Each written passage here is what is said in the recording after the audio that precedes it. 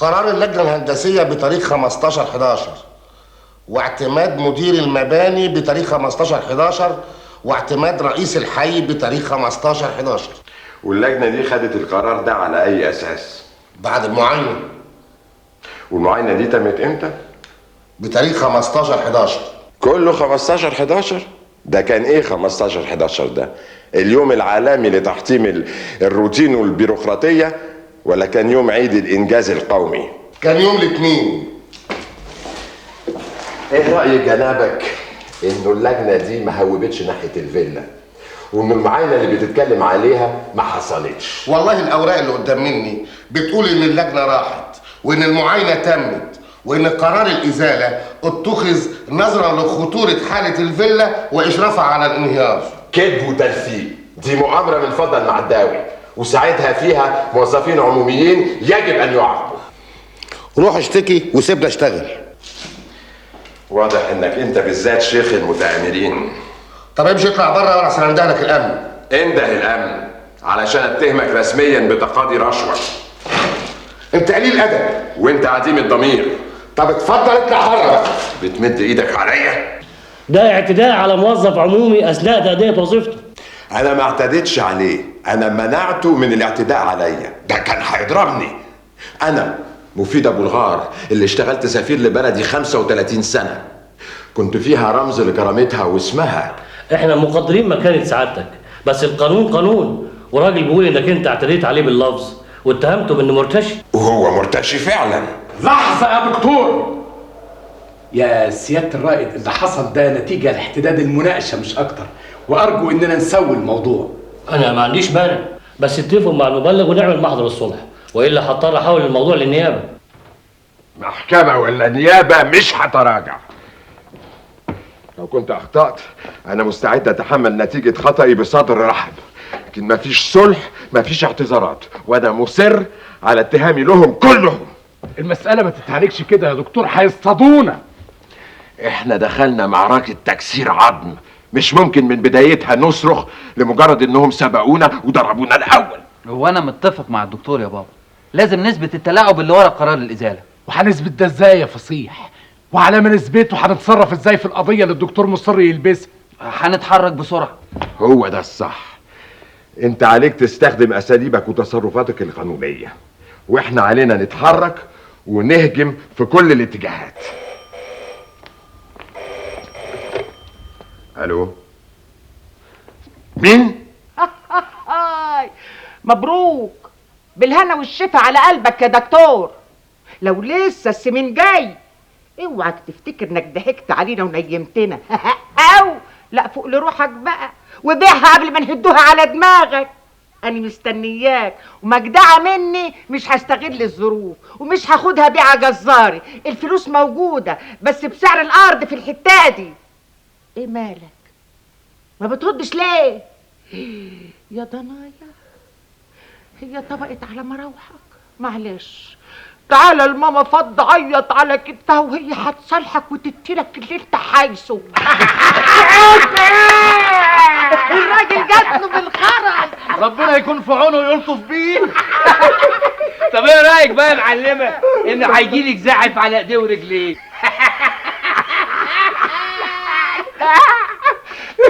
اصل اول ده ضاق علي الخناق، ومش كل الناس قد الخناق.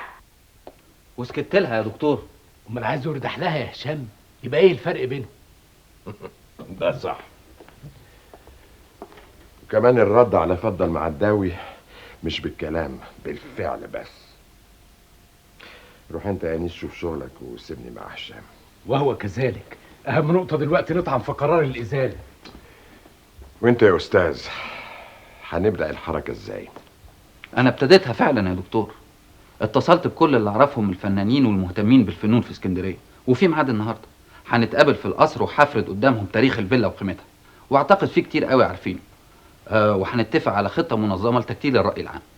عظيم. بس في حاجة أهم دلوقتي يا هشام، لازم نوصل لخلفية قرار الإزالة، لأن اللي فبركوا القرار ده في يوم واحد ممكن يفاجئونا وينفذوه في يوم واحد برضه. يبقى لازم اوصل لاصل المؤامره والناس اللي اشتركوا فيها، وساعتها ادخل المحافظ اوقف القرار واثبت وجود الرشوه وادخل الناس اللي اشتركوا فيها في السجن. مظبوط يا دكتور، بس ده محتاج حد خبير بدهاليز المسألة دي. سيبوها عليا دي. عليك انت يا مطوع. ليه لا يا دكتور؟ ولا مانيش معاكم؟ مش الفكرة، اتفضل. لكن ايه علاقتك بالمحافظة والاسكان والدهاليز زي ما بيقول هشام؟ اولا في 3 من قرايبي بيشتغلوا في مديرية الاسكان، تقدر تعتبرهم 3 عفاريت او 3 حواة بيلعبوا بالبيضة والحجر. هايل، هم دول اللي احنا محتاجين لهم. فورا نبدأ اتصالاتك بيهم. لسه ثانيا يا استاذ، وده الاهم، العالم السفلي في مدينة الاسكندرية. ايه العالم السفلي؟ عمري ما كنت اعرفه ولا كانت ليا صلة بيه، لغاية ما اتلفقت لقضية الفندق اياها ودخلت السجن، وهناك عرفت العالم ده وعرفت اهم اقطابه. اقطابه؟ عتاولة التهريب والمخدرات والسماسرة والنصابين والهجامين وكل الانواع. بس انا لا يمكن اتعامل مع النوعيات دي. حضرتك هتكون بعيد، مالكش دعوة بايها حاجة.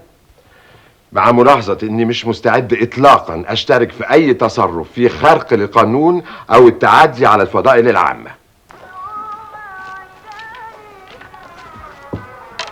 اتفضل. مش كنا نقعد في مكان انضف من ده شويه؟ انت اللي عايزني، وبعدين ده المكان اللي انا بقعد فيه. مش مهم، ما احنا مش هنقعد كتير. يكون احسن، انا ورايا ميعاد. باختصار كده احنا مش موافقين نجوزك اختنا. بس امكم موافقه. ماما واخده الحكايه عنده، وبعد شويه هتفضها من دماغها. خلاص يبقى مفيش مشكله. يعني انت مش متمسك بسمحه؟ والله يعني لو امك رفضتني مش هزعل. وافرض ماما موافقه؟ على بركه الله، 2 شاي. احنا عاوزينك تصرف نظر وما تتقدمش من اصله. ما اقدرش، ابويا يطردني ويحرمني من الميراث. كلمني زي ما بكلمك، هنحل لك مشكله المحكمه التأديبيه. انت عارف صلاتنا كويس، هننقلك من اسيوط لاسكندريه في اقل من 24 ساعه. هكلم لك صاحب اكبر مدرسه خاصه في اسكندريه يعينك عنده بمرتب ما تحلمش بيه. قلت ايه؟ البت مش عاوزاك وما بتحبكش. وانا مش ميت في هواه. تبقى بتجري ورا فلوسها. احترم نفسك لاضربك. امال عاوز ايه؟ وانت هتقدر على اللي انا عايزه؟ لو كان لبن العصفور. قرار الازاله اللي طلع لفيلا الدكتور مفيد يتلغي وكانه مكان، والموظف اللي انتوا برطلتوه وقدم بلاغ في الدكتور مفيد يسحب بلاغه. طب وانا مالي؟ ده انت اللي ورا العمليه دي كلها يا ابن الحاجه. اللي قاعدين يتعب قوي يا ابن فرنسا. ما شربتش شاي كده؟ يعني مفيش فايده؟ امك مصممه. والعربي بيلعب لعبه لصالح ابو الغار. ماشي، وان شاء الله الاتنين هيندموا. يعني هتمشي الخطوبه؟ هو انا اقدر اخرج عن طوع الحاجه؟ ايه؟ أني استعن في قرار اللجنة وقدم تظلم؟ طب وبعدين يا أبو طالب؟ استنى إيه؟ لا، أنا عايز أخلص من الموضوع ده، شوف لي أي طريقة واسعفني. الليلة لا، ده العرب ابن حنفي جاي علشان نقرا فتحة سمحة. الله يبارك فيك. لا، لسه حفلة الخطوبة قدام شوية. طيب لما تخلص يبقى فوت عليا. مع السلامة. انت لسه هنا؟ ما انا ما خدتش عقد نافع يا حاجه. اخلص مع الراجل اللي عايز الشقه ولا استنى شويه؟ هو قال لك هيدفع خلو كام؟ انا قلت 50 وهو بيقول 40. لا، احنا هنبيعها بعفشه. 150,000 جنيه يا طلبه ما ينقصوش مليم. انا ما عنديش شقه تتأجر فاضيه. امرك يا حاجه. لا استنى، هي الشقه 15 اللي في كفر عبده فيها مين؟ دول جماعه خواجات اللي بيشتغلوا في المشروع. مأجرينها قد ايه؟ 11 شهر، فات منهم 3 فاضل لهم 8. طب انا عايزه الشقه. بس دول جماعه خواجات مش ولاد بلد هيتهددوا. لا، الخواجات دول ديتهم بسيطه، الهيصه والدوشه والتقل العيار حبتين هيقولوا حق برقبتي ويجروا. بس الخواجات يمكن ما يحوقش فيهم. ماليش دعوه يا طلب، انا عايزه الشقه اوضبها واجوز فيها بنت سمحه. اتصرف انت بقى. سمحة بنت فضل مع الداوي؟ قرايه فاتحه بس يا دكتور، بالكتير هتبقى خطوبه، لكن ابعد من كده مش هيحصل. غريبة، ليه يا استاذ؟ لنفس الاسباب اللي مخلياك ترفض تبيع لها الفيلا دي. صدقني انا مش شايف الصله. ازاي يا دكتور؟ ما هو نفس الاسلوب السوقي المبتذل، حتى في ربط الناس ببعض وتقرير مستقبلهم. ما همهاش في لحظه انها تضغط باقدامها التقيله على رقبه فاطمه بنت عم ولادها، البت الغلبانه اللي كل ذنبانه كملت تعليمها ودخلت الجامعه ونجحت في اللي ما قدرتش فاضه تشتريه لبنتها بالفلوس. فكان لازم طبعا تتفعس مشاعرها واحلامها، وبنفس القدم التقيله اللي عايزه تدوس على الفيلا دي وتهدمها. ايوه يا ابني، ادم الفيله. اتاري تعبير الفيل ده مش مجرد تعبير سوقي زي تعبيرات الارنب والاستك اللي ماليه البلد في الزمن السوقي ده. لا، ده فيه دقه شديده. ما هو الفلوس ممكن تبقى عندها قوه غشمه تفرس وتقتل. فهمتني دلوقتي يا دكتور؟ دي قضيتي يا استاذ، لكن اللي انا مندهش له ازاي تكون فاهمها بالشكل ده ومستعد تجاري الجو تقرا الفاتحه وتخطب. فين المقاومه يا استاذ؟ ما لو المقاومه تبعتها هتبقى على كتافي انا لوحدي انا ما كنتش اتردد، لكن اول نتائجها هيبقى على دماغ فاطمه واخواتها. مش معنى كده ان انا هستسلم، لا، دي مجرد مناوره مباحه في قوانين الحرب يا دكتور. على اساس كده انا موافق. الف مبروك يا استاذ عربي. انا جاي متعشم وطالب القرب منك يا حاجه. بنتك المزمزيل سمحه لابني الاستاذ سيد العربي. البت بنتك والولا ابني يا معلم. ايدك في ايدي نقروا الفاتحه يا حاج. بسم الله.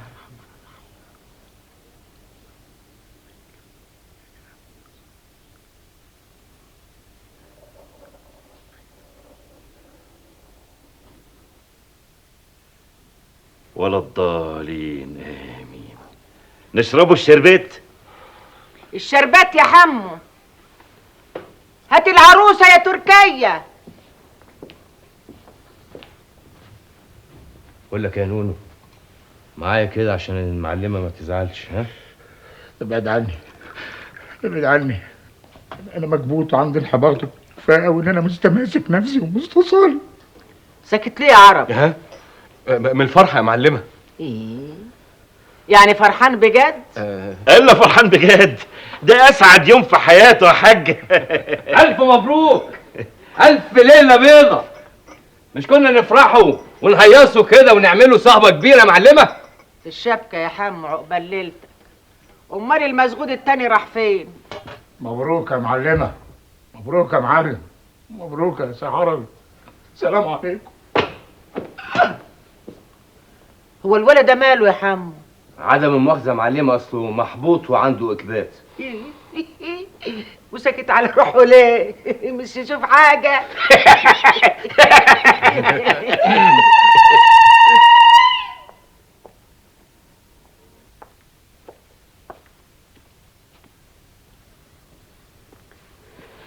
سعيكم مشكور. انا واثق ان اللي قلته لكم عن بيت ابو الغار مش جديد عليكم، معظمكم عارفين. والله أنا بحكم عملي كخبير ترميم زرت البيت وشفت اللوحة العظيمة اللي مرسومة على جدار كامل في القاعة الصيفية، واتفقت فعلا مع الدكتور أبو الغار على ترميمها. عاوزين نعرف رأي سيادتك يا دكتور عباس. أنا ما عنديش كلام كتير، لأننا زي ما قال هشام عندنا فكرة واضحة عن بيت أبو الغار وقيمته الفنية والتاريخية، وبقترح إننا نبتدي فورا حملة نجند لها كل إمكانياتنا واتصالاتنا، مش بس على مستوى الإعلام أو الجهات الرسمية، لا، الأهم الناس، أهل اسكندرية اللي المفروض يحسوا بالخطر وينتبهوا إلى إن شيء قيم وعزيز جدا ويعتبر جزء من تاريخهم معرض للدمار والانسحاق تحت وطأة الجهل والسوقية. تعالوا نبتدي من بكرة الحملة دي تحت اسم أنقذوا بيت أبو الغار. كان لازم أحضر الاجتماع ده وأشكرهم. لا، انت مش مضطر تحضر اجتماعات، ومفيش حاجه تستدعي الشكر. القضيه ما بقتش قضيه خاصه، مش قضيه الدكتور مفيد بس، واظن انت فاهم. فاهمك وموافقك. عمتم مساء يا ساده. امل، رجعتي؟ ايه ده؟ لحقتي؟ ايه اللي رجعتي ولحقتي؟ هو انا كنت رايحه ابني السد العالي؟ ده مجرد تسليم مقال واتفاق على الحمله، ولولا ان انا ما رضيتش امشي غير لما المقال يتجمع قدامي كنت جيت من بدري. يعني المقال نازل على الصفحه الثالثه بكره الصبح. ايه ده؟ يا معلمه! يا معلمه! يا معلمه! ايه يالا مالك؟ استرعت ولا لشتك عقرب؟ اسمك بالبنط العريض في الجورنال اهو. اسمها ايه؟ اي والله اهو. انت يالا بتشاور لي على ايه؟ ما تقرا وتسمعني. حاضر. ايه من الجمال والتاريخ في مهب الريح. هل تمثل المعلمه فضه نفسها ام هي تعبير عن مدى الانحدار الذي وصلنا اليه؟ يعني ايه الكلام ده؟ كارثه يا معلمه. اللي مكتوب في المقال ده هيخلي الناس تشاور عليكي وتقول امنا الغولة اهي. انا يا ابو طالب؟ العفو يا معلمه، بس دي الحقيقه. البنت الصحفيه دي مصوراكي كده، وده مش بس هيشنع عليكي ويكره الناس فيكي، ده هيخلي كل اللي بيساعدوكي يخافوا ويكشوا. والمصيبه انها بتقول ان ده اولكشي ولسه التقيل ورا. تقيل ايه؟ فهموني. حد عارف ناويه على ايه دي ولا جابت الكلام ده منين؟ من انيس وابنه طبعا. يا تعرف انيس وابنه منين؟ هي دي البت اللي ايوه يا ماما، هي دي البت اللي. طب وازاي يسيبوها تقول الكلام ده يا ابو طالب؟ ايه هو الجورنال ده ملوش اصحاب؟ ايوه صحيح يا متر، احنا نقدر نوقف النشر ونرفع قضيه على الجورنال كمان. وتفتكر انا كنت هسكت لغايه ما تقول لي يا باشمهندس؟ انا فليت المقال جمله جمله، كلمه كلمه، حرف حرف، ما لقيتش حاجه ممكن نستند اليها. البت امل صبور دي حريفه ومتودكه وعليها لقم وخبز، مفيش كده، ما سابتش خرم ابره ممكن نصطادها منه. يعني ايه؟ هنسيبها تقول الهباب ده؟ لا طبعا، لازم يكون في وسيله، لازم. ايه ولقيتها الوسيله دي؟ هفكر، بس فكروا معايا، ايد لوحدها ما تسقفش. هي البت دي ظروفها ايه؟ متطلقه وليها قضيه في الجورنال كانت هتترفد فيها وبعدين رجعوها، ودي اول مقاله تنزل لها بعد القضيه. وابوها يبقى استاذ جراحه المخ والاعصاب في طب اسكندريه. وعلى حسب ما سمعت في استلطاف بينها وبين الرسام ده اللي اسمه هشام ابن انيس عبد الحليم. يبقوا على كده كلهم من شله ابو الغار. مش هما بس، والعربي ابن المعلم حنفي كمان. ايه كلام ده بقى يا حنفي؟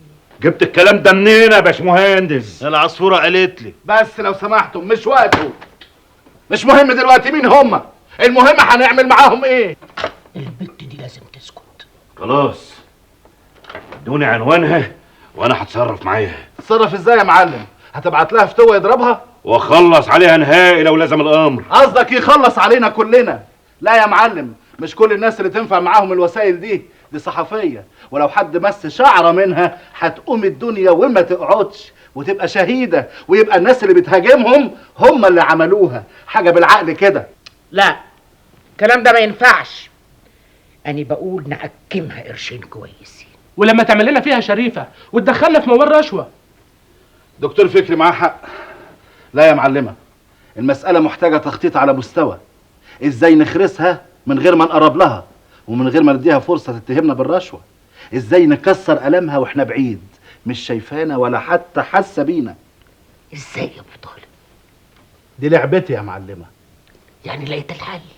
ولما انا اغلب في الحل يبقى لازمتي ايه يا حاجه؟ سيبوني ليله واحده ارتبها وحنتفها واخليها ما تخرش الميه. هايل يا هشام، اراء الناس دول هتكون موضوع الريبورتاج اللي جاي، يا ريت تجمعني بيهم. دي سهل، ممكن اروح انا وانت دلوقتي ونقابلهم واحد واحد. يلا بينا، بس هحتاج مصور. عايزه الريبورتاج يبقى بالصور، هيفردوا له مساحه اكبر وهيبقى له واقع احسن. برضه سهل، عندي كاميرا واصور لك انا. بتعرف؟ هحاول. وانا هفضل كده ما اعملش حاجه؟ دكتور مفيد، دكتور مفيد، ممكن ننفرد ببعض شويه؟ خلاص اتحلت، اتفضلوا انتوا معايا على المكتب يا مطاوع.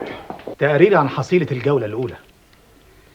تمسحها على الزيرو وقفت فجاه قدام بيت مهندس كبير في التنظيم. في المرور اتكتبت باسم الهانم مراته. التاريخ 15/11. تاريخ صدور قرار الازاله. العربيه طلعت من اجانس جليم موتورز المملوك لشركه النور لتجاره السيارات. احدى شركات مجموعه النور الفضي اللي بتملكها الست فضة المعداوي. شيء جميل. الثمن اتسدد على الورق، لكن في دفتر الضرائب الموجود في مكتب المحاسب القانوني عزت ابو العز مسجل تحت بند اكراميات وكوميسيون. هايل يا مطوع، تحصيلات هايله. لسه يا فندم، بكره ان شاء الله هيكون عندنا وثيقتين على جانب كبير من الاهميه. الوثيقه الاولى كشف بمفردات مرتب الموظف المرتشي، والتانيه صوره من اقرار الذمه الماليه بتاعته اللي بيثبت فيه انه ما عندوش اي مورد رزق غير وظيفته. ده بخصوص موضوع قرار الازاله.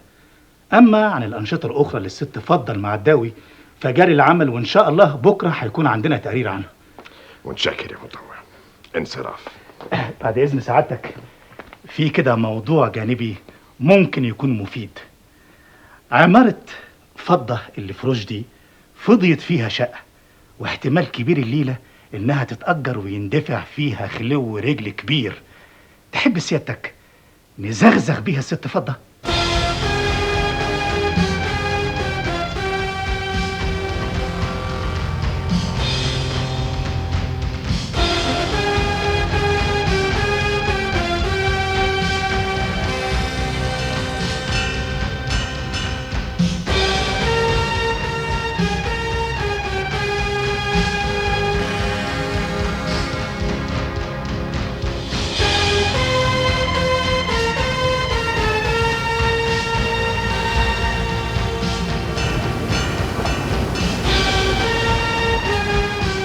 عملنا انجاز مش كده؟ كده ونص.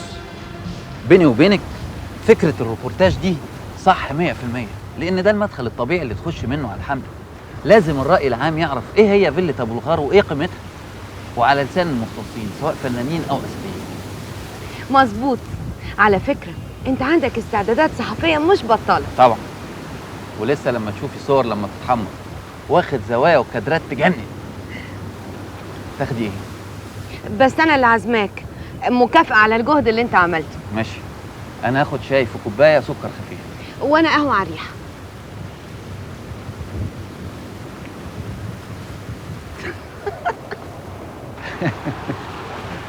بتضحكي ليه؟ وأنت بتضحك ليه؟ مش معقولة يكون نفس السبب؟ أنا بقى متأكدة إنه نفس السبب. طب قولي. وإذا كان نفس السبب اللي ضحكك تعترف؟ أعترف. أصلي فجأة افتكرت إننا بقالنا مدة بنتقابل وبنتكلم من غير ما نتخانق. لأننا دخلنا في موضوع أهم وبعدنا عن موضوع الخناق. الظاهر إننا كنا داخلين غلط. تفتكري؟ مش أنت مبسوط كده؟ وأنتي مبسوطة كده؟ كفاية إني مرتاحة ومش متوترة. وأنا كمان ما بقتش متوتر ولا متأزم. عارف ده معناه إيه؟ قولي لي أنتي. معناه إن الصداقة مريحة وهادية وعمرها طويل. إذا كانت هي الأساس مش مجرد تعويض أو بديل، نديها فرصة تثبت لنا ده أو تشاور لنا على غيره. لا مؤاخذة إحنا غيرنا رأينا. تحت أمركم يا فندم. إحنا مش عايزين لا شاي ولا قهوة. بلاش. أجيب لكم إيه؟ هات لنا كوزين ذرة مشوي. عايزة خاتم سولوتير وعقد ذهب أبيض وإسورتين ألماس. ما معهوش. بابوه إيحة مش هيدفع له. يا عنان اللي هشتري الشبكه واديها له يلبسها لك. والله ما البسها ولا المسها، ما كانتش من جيبه وجيب ابوه. ايه انت بتحطي لي عقده في المنشار يا سمحه؟ يا بنت اعملي معروف، انا مش فايقالك. كفايه عليا الصداع اللي عامله لي ابو الغار والبت الجورنالجيه. ما هو عريس الغفله اللي انت مدبساني فيه معاهم. انت كمان هتقولي لي زي اخوكي؟ اسمعيها للاخر يا حاجه، دي عايزه تنورك. تنورني ليه؟ هو في حاجه حصلت وانا ما عنديش علم بيها؟ ما تتكلموا. مش عايزه كلام يا ماما، دي باينه زي الشمس. العرب ملموم على ابو الغار من يوم ما جه. انت نسيت ان هو اللي سلط اخوه عماد يسرق العقد والوصل من جيب ابوه عشان يسلمهم للدكتور. صحيح، نسيتها ازاي دي؟ وبصراحه بقى يا حاجه الواد ده بوشين، وانت عارفه انه ميال لفاطمه بنت سلفك. ما هو عشان ايه يا ماما؟ كملي. عشان انت واكسه نفسك وواكساني معاكي. بنت رئيسة هتاخد السنة دي الأسانس، وانت بعد كل اللي عملته لك ما قدرتيش تدخلي الجامعة. وعايزة اتجوزني العربي مكيدة في فاطمة أمها. هو أنا موعودة؟ مرة واحد يمثل عليا دور غرام عشان أبو الغار، والتاني يخطبني برضه عشان أبو الغار، وامي عارفه وسكت عشان تكتس الفطر. سمحه تعالي. بنتك معذوره يا حاجه. خلاص بلاش، مش هجوزها. اعمل ايه في نفسي بس؟ اطرشق بعد الشهر ان شاء الله العدو يا اختي. لو امسك رقبته. طيب يا ابو الغار، أنا وراكوا الزمن طويل. هو كلام عيال يا معلمه؟ اسمه ونصيب يا حنفي. الله، بس احنا قارين فاتحه. بيتجوزوا ويتطلقوا يا حنفي. طب افهم ليه بس يا حاجه؟ تاني يوم كده على طول الناس تقول ايه؟ هيقولوا ما حصلش ود، اتخانقوا، مفيش نصيب. ده دي الله، اكيد الواد ده عمل حاجه. لا بقى ما عملش حاجه، احنا اللي مش عايزين. ايه رايك بقى؟ الله، ده يبقى شغل صغار يا حاجه، ما يعديش بالساهل. اللي في قلعك انفضوا يا حنفي. كده طيب يا فضه، كتر خيرك. ما بدري يا ابو العربي، اقعد نسقيكوا شربين. اتنايل وابعد عن سكتي السعادي. ايه ده؟ انت بتمد ايدك عليا يا بتمسك حنفي. فيا انا؟ ومد رجلي كمان لما كانش يحصل من قدامي. ايه ده؟ انت بتمسك فيا؟ ما اتخلق اللي يضربني في صدري يا حنفي. يا نونو عيب عليك. اوعى يا جدع. سيب ايدك. اوعى المعلم حنفي قداموك يا جدع. الله هاك عليا انا يا معلم. طيب يا نونو، بكره هوريك. يا راجل روح بلاش كلام ده، عر على الفاضي بقى. اتلم بقى يا نونو في تصيرة. وانت يا معلم مع السلامه، روح بقى. شوف يا نونو، مع السلامه. ايه اللي بتقوله ده يا حمو؟ انا يعني كنت بقول اي كلام كده بس عشان الجو، يعني انت عارف. علي النعمه اللي لك كنت بعزقته. شفت خارج من عند الحاجه مدخن ازاي؟ يكاد ينشكوا من الغيظ وروحوا المعدنيه في الحديد. طيب يا فضل، الصبر حلو. ما تزعلش نفسك بالجامد قوي كده يابا، ما انت عارف رايي في الموضوع ده من اوله. معلش بس ما يبقاش بالشكل ده. الله، دي زي ما تكون شارع العالم بفلوس يا اخي. على ايه؟ الله يرحم. الفلوس تقدر على حاجات كتير وتسوي الهوايل، بس في حاجات بقى ولا ما القارون يقدر يمسحها. متهالك يابا، كل حاجه النهارده بتخضع قدام الفلوس. ما كانتش حته بنت صحفيه زي دي عملت لها زعرينه في نافوخها. امال بقى لو رحت البيت ده هي قلت لها اللي عندي، لا وايه رسمي من دفاتر البوليس. سابقه؟ ايوه يا دكتور، جنايه سرقه وخدت فيها 2 سنين. معقولة تسرق وعندها ده كله؟ لا، ما ده حصل زمان، ايام ما كانت لسه بنت بتسرح بالسمك على مشنة فوق راسها قبل ما تتجوز. يعني الست المليارديرة فضل معداوي ذات ماضي ملوث. هتفيدك المعلومة دي يا دكتور؟ فايدة مزدوجة يا أستاذ. الفايدة الأولى لي أنا، بيجاوب على سؤال كان محيرني: هل الجهل لوحده ولا الفقر لوحده ولا لازم الجريمة معاهم؟ كده بقت واضحة. الأصل ملوث يا أستاذ، ومادام الانحراف أصيل يبقى كل ما ينتج منه مفهوم. طب والفايدة التانية؟ فايدة مباشرة.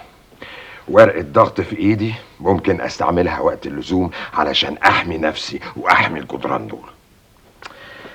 قول لي يا استاذ سيد، مش ده برضو من حقي؟ طبعا من حق حضرتك، بس انا معترض على شيء واحد. اللي هو حكاية استاذ سيد دي، سيادتك مصر يعني تعمل تكليف بيني وبينك، بالرغم من اني بسمعك تنادي هشام وامل باسمائهم. يا ترى هم ليهم معزة خاصة انا ما اقدرش اطمع فيها؟ اطلاقا يا ابني، انت ليك نفس المعزة، بس انا حاسس انه لازم اقول لك يا استاذ. اولا لانك مدرس، والمدرس من احق الناس للقب ده، وثانيا انت تخصص فلسفة، والفلسفة دي حاجة كبيرة مهولة.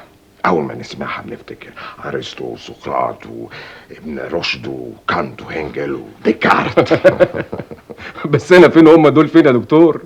برضو انت منتمي اليهم. خلاص ما دام حضرتك مصر. الحقيقة يا ابني انت نموذج مشرف.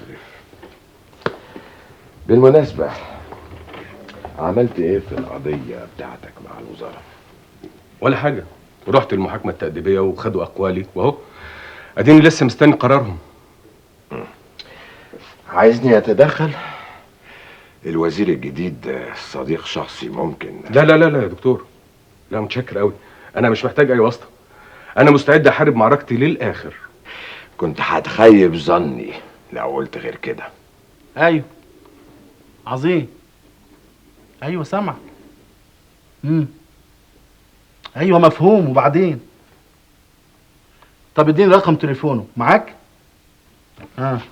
3 4 9 7 8 9 0 بس. متشكر. لو عوزت حاجه هكلمك. مع السلامه. 3 4 9 7 8 9 0. الو، ممكن اكلم توفيق بيه لو سمحتي؟ قولي له ابو طالب شيحه من اسكندريه. اهلا سعاده البيه. ابو طالب شيحه يا فندم، محامي فضل معداوي. اهلا بسعادتك. حضرتك قريت جرايد النهارده؟ هيولعوا منها ومن ابو الغار. عرفوا ان هو اللي طلع اوروبا ورا الراجل بتاعهم اللي جوزوه البنت الصحفيه وبوظ لها القضيه. استنى واحده واحده. انت دلوقتي عايز تقول ان ابو الغار سافر ورا جوز البت اوروبا؟ ايوه. انت فاكره المده اللي غابها وسافر؟ هي دي. راح واتصل بالولا وفهمه انه هيشتري منه المستندات بمبلغ كبير. التاني بقى طفس وحمار صدقه. كان ابو الغار متفق مع الانتربول. ومين الخواجه بول ده؟ لا ده مش واحد، ده البوليس الجنائي الدولي. كان بيدور على عصام عشان مطلوب القبض عليه. ما تسألينيش عصام مين، الواد اللي كان متجوز البت. فهمت. ها وبعدين؟ ابو الغار جره للكمين، قبضوا عليه ورجعوه مصر، والقضية اتفتحت من جديد وهتجيب بلاوي. حلو قوي. اتاريهم قارشين ملحة ابو الغار والبت الصحفية. الله ينور عليك. حلو. وبعدين؟ نفسهم طبعا ينسفوهم مع بعض، خصوصا البت امل هتقلب عليهم بلاوي تانية، ومستعدين يتعاونوا معانا. كويس قوي يا ابو طالب. هم الجماعة دول باين عليهم مخرين واصلين. اتفق معاهم واللي يطلبوه نفذه. انا جاي اخد موافقتك. موافقتي على ايه؟ انا موافقة على كل حاجة. يعني في تفاصيل برضو لازم تعرفيها الاول عشان ما تجيش تقولي لي في ايه بس ما تتكلم دغري. عايزيننا نساعدهم عشان يخلصوا من الراجل والبت في ضربة واحدة. يقتلوهم؟ مستهيألي انه كله الا القتل يا ام فكري. قتله يا ولية يا مخبولة انت. قالوا لك عليا راس منصر ولا زعيمة عصابة؟ يا اختي ما تزعليش، اصلي ما فهمتش الكلام اللي قاله لك ابو طالب. هو مش بيقول عايزين يخلصوا على ابو الغار والبت الجرنالجيه؟ يخلص عليهم حاجه ويقتلهم حاجه تانية. قصده يقول يعني انه يعملوا فيهم عمله تخرسهم وتخليهم يطاطوا ويجيب مناخيرهم الارض. فهمتي؟ ايوه دلوقتي فهمت. الحمد لله. طيب ايه بقى اللي شغلك ومطير النوم من عينيكي؟ متضايقه، زهقانه، مش عارفه اعمل ايه. مش عايزه امشي في السكه دي، في الوقت نفسه مش قادره اسكت. طب وعلى ايه وجع القلب ده كله؟ ده انا كل اللي عايزاه حته الفيلا دي. يقفوا في سكتي ويضيقوا عليا ويضايقوني ليه؟ ده انا هنغنقهم فلوس، فتحت لهم خزنتي. والراجل اللي عكر ده قلت له هعملك مليونير، مفيش فايده، لازم يوقف لي زي اللقمه في الزقور. والله انا لو منك لريح دماغي واسيبه يشبع بيها. قطعتي قدامه؟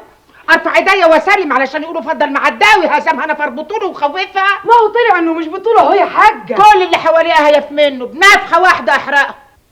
طيب والبت الجورنالجيه؟ هي دي بنت اللذينه. انا مش قادره افهم ازاي يسيبوا بنت مسخوطه زي دي تكتب اللي على مزاجها. ايه مفيش كبار؟ مفيش توقير لمهمات الناس؟ تلاقيها طمعانه لها في قرشين، ما تدوهم لها وتخلصي. تقولي ايه قرشين؟ فاكر كده يا تركيا؟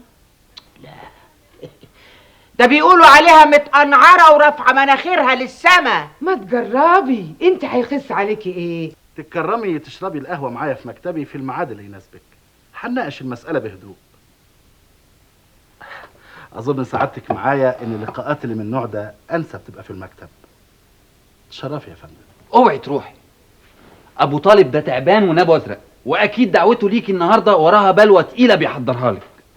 ده لو انا رحت على غمايه وانا معرفش هو مين واغراضه ايه، لكن ما دمت واخده حذري ما يهمنيش. وبعدين تكتيكيا يا استاذ ما يصحش اننا نسد ودنا وما نعرفش هم عاوزين ايه، مهما كانوا عاوزين يتناوروا او يكذبوا او يوضبوا بلاوي زرقاء زي ما بتقول، لازم نسمعهم ونعرف اسلوبهم. ايوه يا دكتور، بس اللي اتلسع من الشوربه بينفخ في الزبادي، وامل قبل كده سبق لها انها وقعت في مشكله بسبب سلامه نيتها دي، ومش هقع فيها تاني، لاني مش هكون سلمت النية تاني. انت حره، انا بحذرك. انا صحفيه يا استاذ ومش عايزه حد يعلمني مهنتي. انا اسف، حقك عليا. بعد اذنك يا دكتور، انا نازل اجيب نهاد عبد الحكيم عشان يبقى يعاني الفيلا.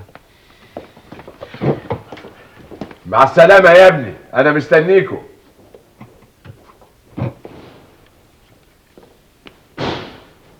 ليه يا امل؟ الولد ما قالكيش حاجه تضايقك عشان تردي عليه بالطريقه الجافه دي، ده خايف عليكي. انا اسفه يا عمي، مش عارفه ايه اللي خلاني اتكلم بالطريقه دي، زي ما يكون واحده غيري فرضت نفسها على لساني واتكلمت بدالي.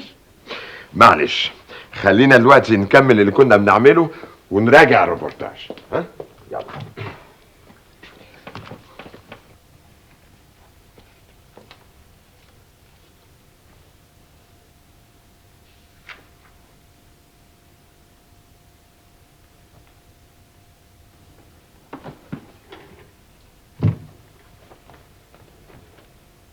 رجب، ايه المصيبة اللي حدفتك هنا تاني؟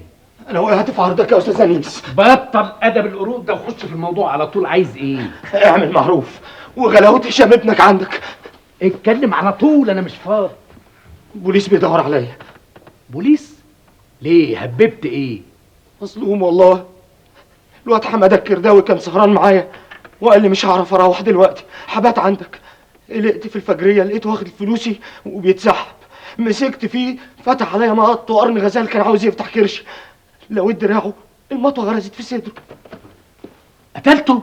دفاعا عن النفس والله يا ابو هشام. طب ولما هو دفاعا عن النفس ما رحتش القسم ليه وسلمت نفسك وسبتهم يحققوا؟ خفت محدش يصدقني. وجاي هنا ليه؟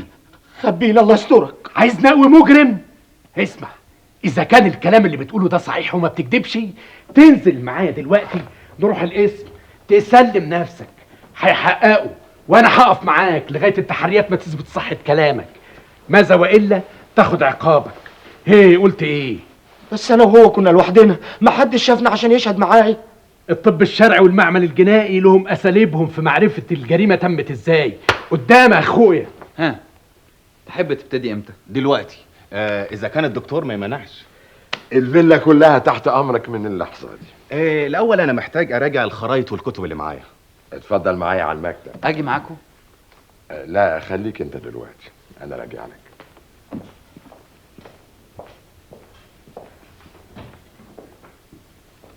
انت لسه هنا؟ مستنياك. امل، انت مالكيش دعوه بيا خالص. معاملتنا من هنا ورايح هتبقى رسمي. كل اللي بيربطنا ببعض ان احنا الاتنين مهتمين بقضيه الدكتور مفيد، انما اللي بتعمليه او اللي ناويه تعمليه ممكن تيجي معايا؟ اجي معاكي فين؟ ميعاد ابو طالب، عايزه حد معايا يحميني. انت بتتكلمي جد ولا ناويه تقلبي عليا بعد شويه؟ اتفضلي.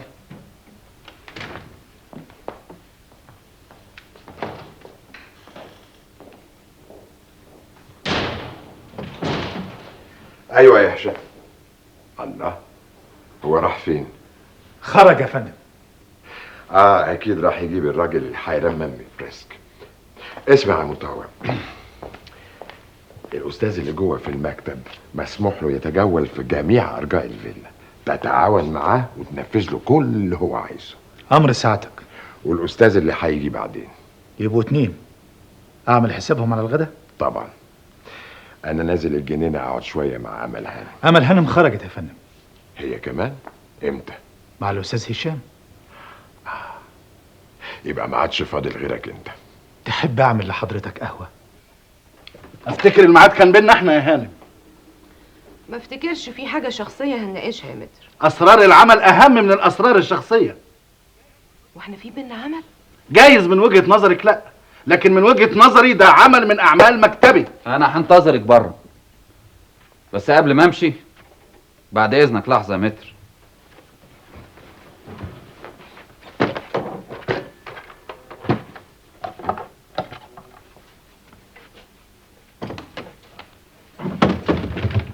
انت بتعمل ايه يا استاذ انت؟ معلش من باب الاحتياط، بعد اذنك. يمكن يكون في ميكروفون تسجيل ولا حاجه.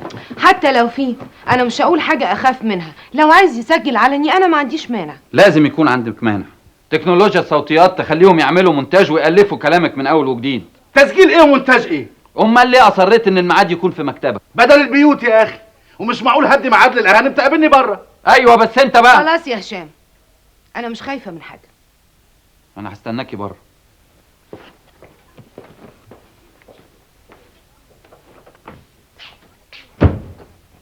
انا محامي محترم يا هانم. محدش فينا قال انك غير محترم يا استاذ ابو طالب. ودلوقتي عشان ما نضيعش وقت، لاني لازم اسافر مصر واودي الموضوع اللي نازل بكره. ايه اللي عندك تقوله لي؟ طب مش تستريحي الاول وتاخدي الدرينك؟ درينك انت على كيفك، انا مش عايزه حاجه. ولا انا. الهانم بتحب الدغري بالظبط. واحنا كمان.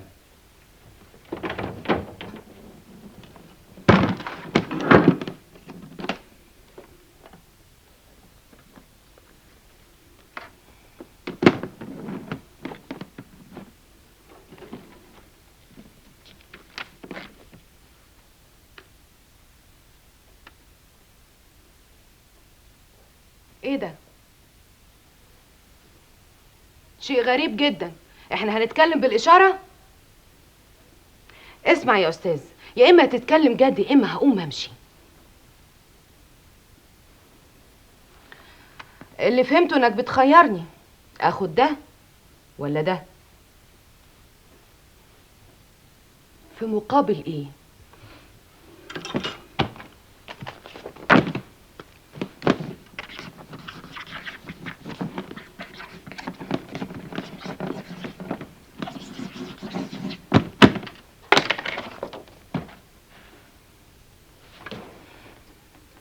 دي محاولة رشوة. احنا مش خرس عشان نتفاهم بالطريقة دي.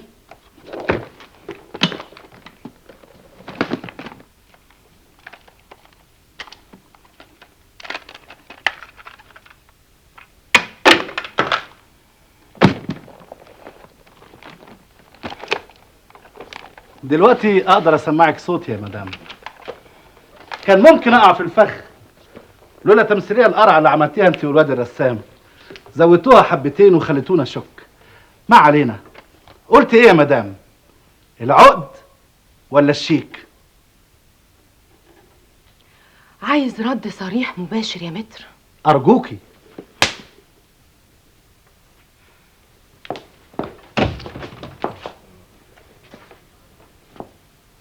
لو العرض ده من فضل مع الداوي نفسها، وصل لها الرد وقول لها ان بقيه الرد هتقراه في جورنال بكره.